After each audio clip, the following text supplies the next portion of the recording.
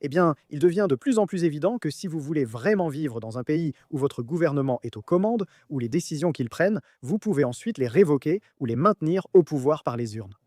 Si vous désirez ce type de démocratie et vivre dans un tel système, vous devrez quitter non seulement l'Union européenne, mais également la Cour européenne des droits de l'homme. Et je dois dire que cette affaire, ce que nous avons vu récemment concernant l'Italie, est absolument écœurant en termes de démocratie.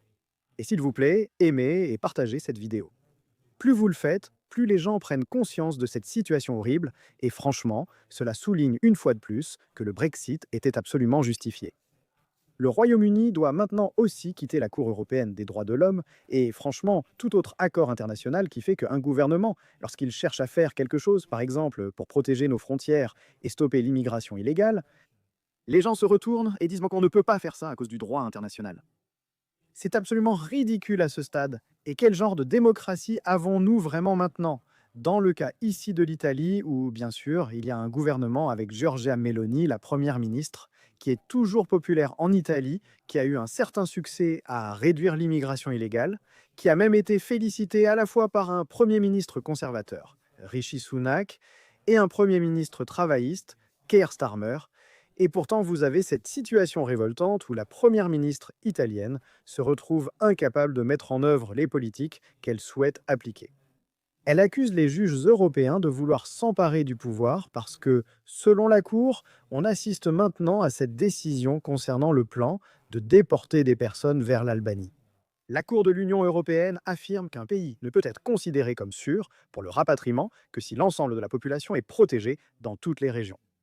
Alors que seule la première ministre italienne qualifie la décision de la Cour de surprenante, la décrivant comme une prise de pouvoir de la part des juges de l'Union européenne et affirmant une fois de plus que la justice, cette fois au niveau européen, revendique des domaines qui ne lui appartiennent pas face à des responsabilités qui sont politiques.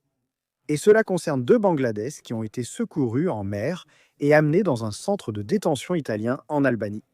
Ils ont contesté le rejet de leur demande d'asile. Et leur argument est que le Bangladesh n'est pas sûr, même si l'Italie elle-même a inscrit le Bangladesh, l'Égypte et d'autres pays comme sûrs pour le rapatriement. Les juges italiens ont déclaré que cela devait être déterminé par la Cour de justice de l'Union européenne. Totalement ridicule. Et le Premier ministre italien a déclaré que la décision de la Cour est surprenante et qu'elle affaiblit les politiques visant à lutter contre l'immigration illégale de masse et à défendre les frontières internationales. Et un avocat représentant l'une de ces personnes du Bangladesh a déclaré qu'il ne sera pas possible de continuer ce que le gouvernement italien cherchait à faire avant cette décision, et que techniquement, il me semble que l'approche du gouvernement a été complètement démantelée. Donc, en fait, ici, vous avez un gouvernement national, un gouvernement élu, qui n'est pas en mesure de faire cela à cause de la législation de l'Union européenne, le jugement de l'Union européenne.